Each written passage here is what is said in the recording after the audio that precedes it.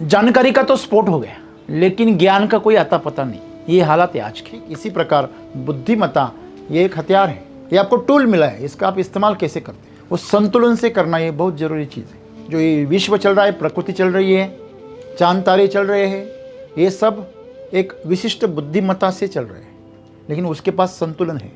संतुलन को मनुष्य बिगाड़ता है। क्यों बिगाड़ता है? क्योंकि उसके मन में अहंकार पैदा हो जाता है कि मेरे जैसा कोई जानता नहीं। मनुष्य के साथ ये गलती हो रही है कि उसके बुद्धि के ऊपर भावनाएं हावी हो रही है। जो शिक्षण होता है ना, उसके साथ में चरित्र की बहुत ज़रूरत है। अगर उसके पास में अगर ऑनेस्टी नहीं है, ईमानदारी नहीं है, तो वो अपनी बुद्धि का गलत इस्तेमाल करने के चांसेस ज़्यादा है। आपकी जो बुद्धिमत्ता है, आप उसे संतुलित रखेंगे तो ऐसी ही संतुलित स्थिति में ही आप उसका सबके लिए लाभ करवा सकते हैं, आपके लिए भी और सबके लिए भी। ये पूरी जो दुनिया हमारे आजू बाजू में है, सिर्फ मनुष्य की बात नहीं है, सभी प्राणी हैं, सभी जीव हैं, और सभी जो प्राकृतिक उपलब्धियां हैं, इन सबको संजोग के इसका भला करके जो आगे जाएगा वही बुद्धिमान कहलाएगा। बुद्धिमत्ता जो है हमारी, उसमें संतुलन चाहिए, और संतुलन तभी आएगा जब आप अहंकार से मुक्त हो जाओगे। आपको ये बात हमेशा याद रखनी है कि आप दूसरों से कितना बेहतर हो, ये दिखाने से अच्छा है कि आप दूसरों को कितना बेहतर बना सकते हो। दोस्तों, एक मनुष्य का सफल जीवन, इसकी जब हम व्याख्या करते हैं तो हमारे जीवन काल के दरमियान हमें जो शरीर मिला है, जो मन की शक्ति यानी बुद्धि मिली है, और जो ऊर्जा हमारे पास है, इसका हमने इस प्रकृति के लिए, समाज के लिए, दुनिया के लिए कितना इस्तेमाल किया और कितना उनका भला किया, यही तय करता है कि आपका जीवन कितना सफल और सार्थक है। और जीवन में जो ऊंचे पद पर, ऊंचाई पर, महानता के पद पर जो भी पहुँचे हैं, उन लोगों के आप जीवन चरित्र को पढ़ेंगे तो आपको यही मालूम होगा कि उनके जीवन में जो भी उनकी क्षमताएं थी, शारीरिक तौर पर थी, बौद्धिक तौर पर थी और ऊर्जा के स्तर पर थी, उन सभी क्षमताओं का उन्होंने समाज के कल्याण के लिए उपयोग किया। समाज ने उनको धिक्कारा, उनकी प्रताड़ना की, उनको अपमानित किया, लज्जित किया, फिर भी इन महान हस्तियों ने अपना कार्य कभी रोका नहीं। तो आज हम उसमें से जो एक आयाम है मनुष्य का, उसके ऊपर चर्चा करने वाले हैं, बुद्धिमत्ता। हर मनुष्य के पास में एक अलग एक गुण होता है, एक क्षमता होती है, जिसे हम बुद्धिमत्ता कहते हैं, टैलेंट कहते हैं, जो कि स्पष्ट रूप से उसे जानवरों से और बाकी सब जीवों से अलग बनाती है। बुद्धि के माध्यम से वो संशोधन कर सकता है, नई चीज़ें ईजाद कर सकता है, डिसीजन ले सकता है, सही या गलत का फैसला कर सकता है, और अपनी बातें ठोस तरीके से वो सामने रख सकता है। देखिए, आज हम देखते हैं जो भी लीडिंग तौर पर, जो भी ऊंचे पद पर काम करते हैं या जीवन में एक सांसारिक तौर पर जो ज़्यादा सफलता हासिल करते हैं, उन लोगों में बुद्धिमत्ता प्रखर होती है। लेकिन सद्गुरु आज हमें जो बता रहे हैं, पहले से लोग ज़्यादा बुद्धिमान हो गए, उनके पास में जो जानकारी का जो खजाना है वो बहुत बड़ा है, उनकी सोचने की क्षमता बहुत तेज है, और क्रिएटिविटी के बारे में वो तो सब जीवों को पीछे छोड़ चुके। तो इतना सब होने के बावजूद आज समाज का भला क्यों नहीं हो रहा? समाज में आज सुख, शांति, आनंद क्यों नहीं है? अगर हम 50 साल पीछे चले गए तो लोग अनपढ़ थे, उनके पास में जो भी प्राकृतिक बुद्धिमत्ता थी उसका वो इस्तेमाल करते थे। लेकिन जब से एजुकेशन आया, ट्रेनिंग आया, और सबको एक अच्छी तालीम हासिल होने लगी, तो ज्ञान का प्रसार, जानकारी का प्रसार बहुत तेज़ी से हुआ। आज हम अगर किसी अनपढ़ को ढूंढने जाएंगे तो आपको बहुत परेशानी होगी, नहीं मिलेगा। मैं लिटरेसी के बारे में बोल रहा हूँ, मतलब जो पढ़ना लिखना नहीं जानता हो ऐसा मनुष्य आपको बहुत ही दुर्मिल मिलेगा। 30-40 साल पहले ये बहुत बड़ी समस्या थी कि लोग पढ़े लिखे रहते नहीं थे, लेकिन आज आपको हर कोई थोड़ा ना थोड़ा पढ़ा लिखा मिलेगा। तो जो भी पढ़ा लिखा होता है उसके पास में जानकारी का भंडार होता है, और जितनी आपके पास में ज़्यादा जानकारी है उतनी आपकी बुद्धि तेज हो जाती है। आप इसकी प्रकृति को समझो, किसकी बुद्धि ज़्यादा तेज होती है? जो बिल्कुल ही जानकारी इकट्ठा नहीं करता, जो बिल्कुल ही जीवन को अनुभव नहीं करता, उसकी बुद्धिमत्ता मंद रहती है। जिस बुद्धिमत्ता की हम बात कर रहे हैं, हम आईक्यू की बात कर रहे हैं, बौद्धिक बुद्धियांक की बात कर रहे हैं कि हम कितनी जानकारी इकट्ठा कर सकते हैं और उस जानकारी का कितना इस्तेमाल कर सकते हैं। तो जानकारी का तो स्फोट हो गया, लेकिन ज्ञान का कोई आता पता नहीं। ये हालत है आज के, क्योंकि जब तक आप जानकारी को प्रोसेस नहीं करोगे और उसको संतुलित तरीके से उसका इस्तेमाल नहीं करोगे। आपको बाइक चलानी है तो पहले संतुलन सीखना होगा। आप संतुलन बगैर सीखे अगर आप बाइक पे राइड करने लगे तो आप गिर जाओगे, जान से हाथ धो बैठोगे, हमेशा हमेशा के लिए अपंग हो जाओगे। तो सिर्फ ये बाइक के बारे में नहीं है, आपके पास में कोई हथियार है और उस हथियार का इस्तेमाल आप अगर सही तरीके से नहीं करोगे तो शायद वो हथियार ही आपका नुकसान कर दे।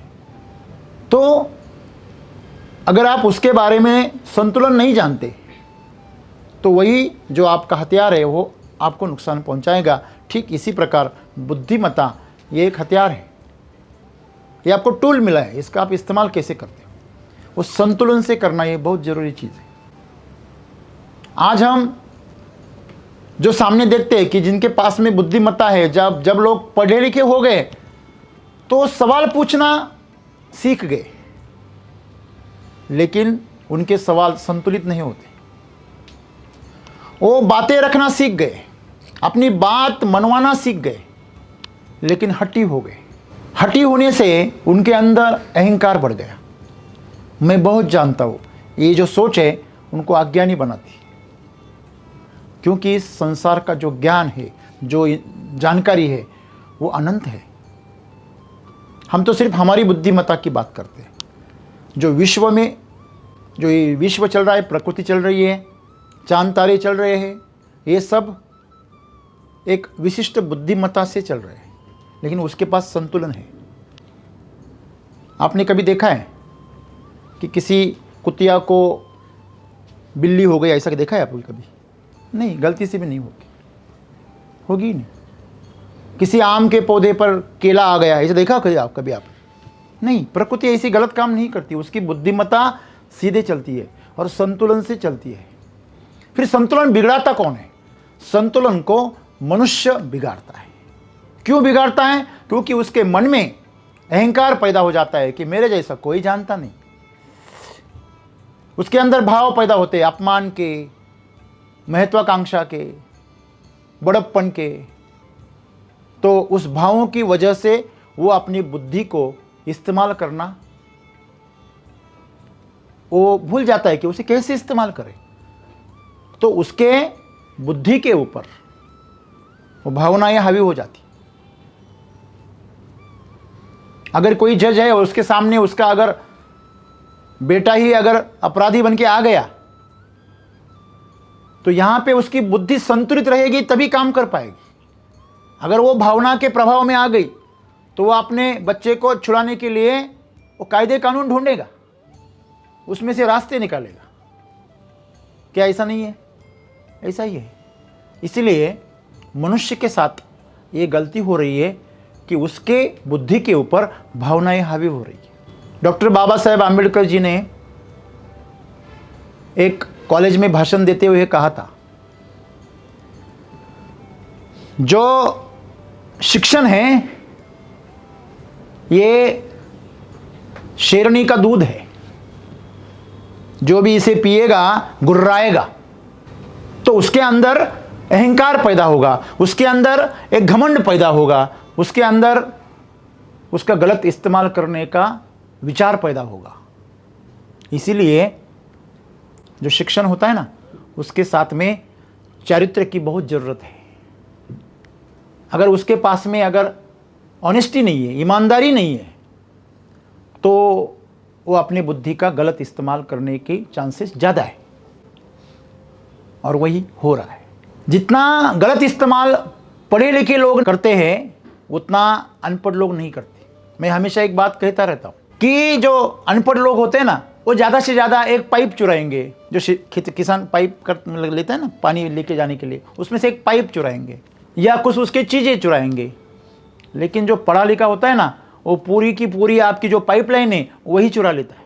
वो योजना का लाभ उठाता है, कुएं में मोटर को बिठा देता है, और जहाँ पाइपलाइन बनी है आखिर में, वहाँ एक जो पानी बाहर डालने का जो एक वाल होता है वो निकाल देता है।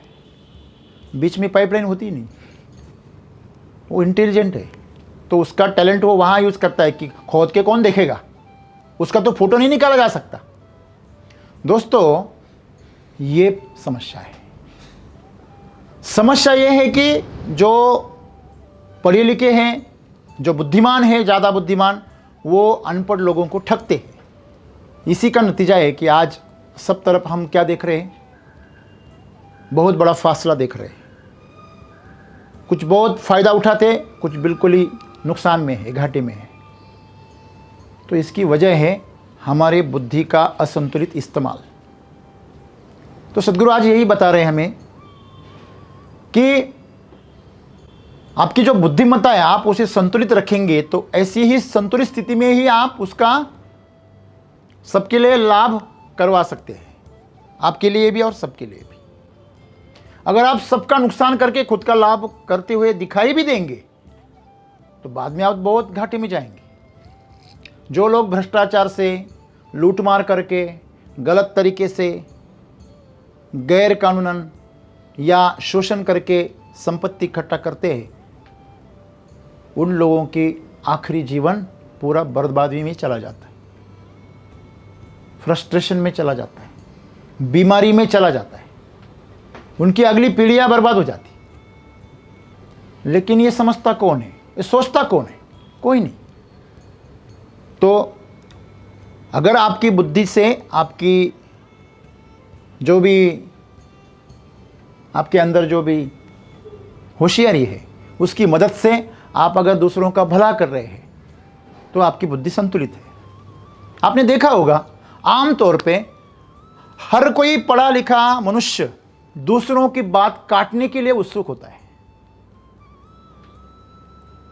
उसको दूसरों की बातें काटने में मजा आता है। जैसे कि कोई पतंग उड़ा रहा हो, तो लोग पतंग उड़ाने का मजा कम लेते हैं, दूसरे की काटने का ज्यादा मजा लेते हैं। तो ऐसे कौशल में कोई हासिल नहीं। क्या हासिल है? आप पतंग उड़ा रहे हैं और सबकी पतंग आप काट रहे हो। एक समझ लीजिए बात कि इस धरती पर आप अकेले रह गए तो क्या जियोगे? समझ लेना, आपके पास में पूरी धरती के मालिक हो गए आप, और इस पूरी धरती पे आप अकेले इंसान हो, तो आप क्या मजा लोगे जीवन का? हाँ? अरे तुम अगर कुछ हासिल भी करो तो कोई तालियां बजाने वाला हो, कोई तुम्हारी प्रशंसा करने वाला हो, कोई तुम्हारे आनंद में शामिल होने वाला हो, उत्सव मनाने वाला हो। तो ये जीवन जो है मनुष्य का, वो सबके साथ में है। तो जब हम, ये पूरी जो दुनिया हमारे आजू बाजू में है, सिर्फ मनुष्य की बात नहीं है, सभी प्राणी हैं, सभी जीव हैं, और सभी जो प्राकृतिक उपलब्धियां हैं, इन सबको संजोग के, इसका भला करके जो आगे जाएगा, वही बुद्धिमान कहलाएगा। तो बुद्धिमान की व्याख्या ये नहीं है कि उसने अपने बुद्धि की ताकत से कितने लोगों को डिबेट में हराया,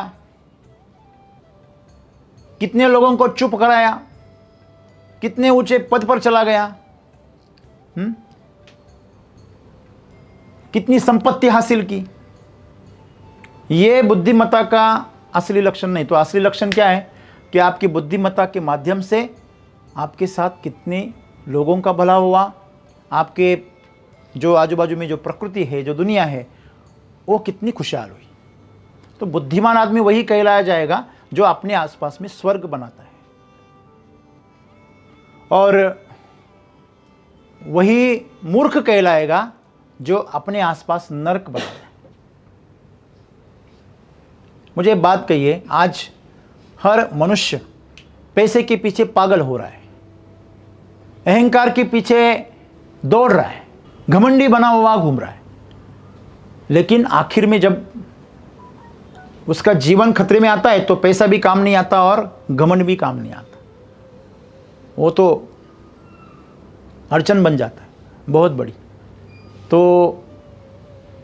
आज के इस सदगुरु जी के जो संदेश में हम सबको क्या ज्ञान लेना है, बस इतना ही ज्ञान लेना है कि बुद्धिमत्ता जो है हमारी, उसमें संतुलन चाहिए, और संतुलन तभी आएगा जब आप अहंकार से मुक्त हो जाओगे। मैं जो जानता हूं वो बहुत छोटा हिस्सा है, बहुत छोटा, और जो नहीं जानता वो अनंत है, और मैं उस अनंत को कभी नहीं जान सकता। अगर मैं इस ब्रह्मांड का एक छोटा सा हिस्सा हूं, तो क्या ये छोटा सा हिस्सा पूरे ब्रह्मांड को जान सकता है? बिल्कुल नहीं। ये ज्ञान जिसके पास में है और ये अनुभव जिसके पास में हमेशा जिंदा है, वही इंसान अपने जीवन में खुशहाली पैदा करेगा। अपने ज्ञान का, अपनी बुद्धिमत्ता का, अपनी होशियारी का सही इस्तेमाल करेगा। सही है। आपको पता है कि शिक्षा करने वाले से माफ करने वाला बड़ा होता है। आपको ये बात हमेशा याद रखनी है कि आप दूसरों से कितना बेहतर हो, ये दिखाने से अच्छा है कि आप दूसरों को कितना बेहतर बना सकते हो, वही होशियार कहलाता है। तो आपकी होशियारी का, आपकी बुद्धिमत्ता का दुनिया की भलाई के लिए जो इस्तेमाल करे, वही संतुलित बुद्धिमत्ता है। अगर आपके हाथों से अगर दुनिया का भला नहीं हो रहा है, तो समझ लेना आपकी बुद्धि में कोई खोट है, कोई असंतुलन है। शायद कहीं अज्ञान हो, शायद अहंकार हो। तो इसको मिटा दीजिए और बुद्धिमत्ता को संतुलित बनाए रखिए और दुनिया का भला कीजिए। धन्यवाद।